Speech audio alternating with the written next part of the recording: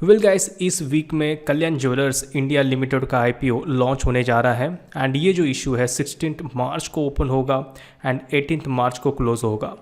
इसका price band जो रखा है 86 और 87 के रेंज में है और ये बोथ एनएससी एंड बीएससी पे लिस्ट होने वाली है। मैं आपको बता दूं, कल्याण ज्वेलर्स इस इशू से 1175 करोड़ रुपीस जुटाने वाली है। इसमें 50% issue QIB qualified institutional buyers के लिए रिजर्व रखा है, 35% रिटेल इन्वेस्टर्स के लिए रखा है and remaining 15% non institutional bidders के लिए रिजर्व रखा गया है।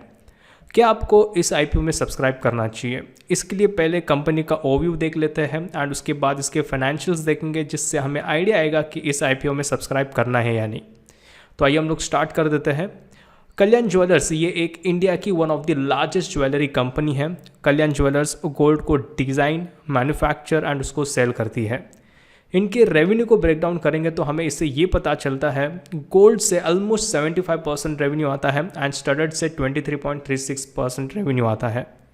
इनके ऑल ओवर इंडिया में 107 शोरूम्स हैं एंड 30 शोरूम्स मिडिल ईस्ट में हैं। अगर हम लोग इसके फाइनेंशियल ट्रैक रिकॉर्ड पे ध्यान देंगे तो आपको ये पता चलेगा तनिष्क का इससे अच्छा परफॉर्मेंस दिख रहा है, जो एक कॉम्पिटिटर है कल्याण ज्वेलर्स के लिए। यहाँ पे अगर हम लोग देखेंगे कल्याण ज्वेलर्स का रेवेन्यू कंट्रीब्यूशन क्या है, पिछले FY20 में ऑलमोस्ट 78% का जो रेवेन्यू कंट्रीब्यूशन है वो इंडिया से आया हुआ है और रिमेनिंग मिडल ईस्ट से आया हुआ है। सेम गोज़ टू पिछले 9 मंथ्स में 86% का जो रेवेन्यू है अगर हम लोग देखेंगे वो इंडिया से आया हुआ है और 13% ऑलमोस्ट मिडिल ईस्ट से आया हुआ है। तो अगर हम लोग देखेंगे पिछले 9 मंथ्स में जो मिडिल ईस्ट का जो कंट्रीब्यूशन है वो कम हुआ है ऑलमोस्ट 10% से। उसके अलावा अगर हम लोग यहाँ पे इसके फाइनेंशियल्स को देखेंगे तो पिछले 9 मंथ्स में FY21 में यहाँ पे -81 करोड़ का लॉस यहाँ पे कल्याण ज्वेलर्स को देखने मिल रहा है।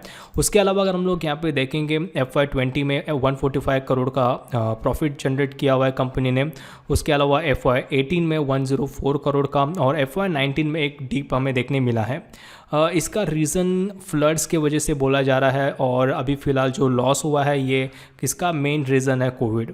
तो अब देखिए आने वाले समय में कंपनी कैसे परफॉर्म करती है वो हमें देखना होगा। अगर हम लोग यहाँ पे कल्याण ज्वेलर्स और टाइटन को भी अगर हम लोग कंपेयर करेंगे तो ओवरऑल अगर हम लोग परफॉर्मेंस देखेंगे तो डेफिनेटली टाइटन को अपर हैंड मिल रहा है।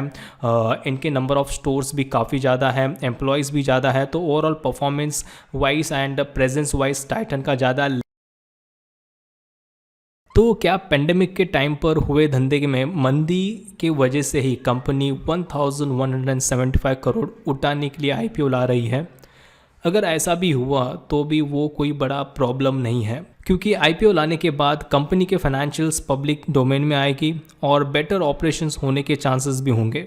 मार्केट पेयर्स के प्राइसेस के हिसाब से ये कॉम्पिटिटिव प्राइसिंग बैंड में है और हाल के सारे आईपीओस को देखते हुए ये कह सकते हैं कि कल्याण ज्वेलर्स उनके superior distribution network and strategy की वजह से, प्रोडक्ट इनोवेशन की वजह से एक अच्छा पिक हो सकता है। तो डेफिनेटली मैं बोलूँगा कि कल्याण ज्वेलर्स के लिए आप अप्लाई कर सकते हो as a long term gain के लिए। एंड अगर आप शॉर्ट टर्म गेन के लिए अगर आप सोच रहे हो तो मैं बोलूँगा कि थोड़ा सा वेट कीजिए, कैसे लिस्ट होता है वो देखिए।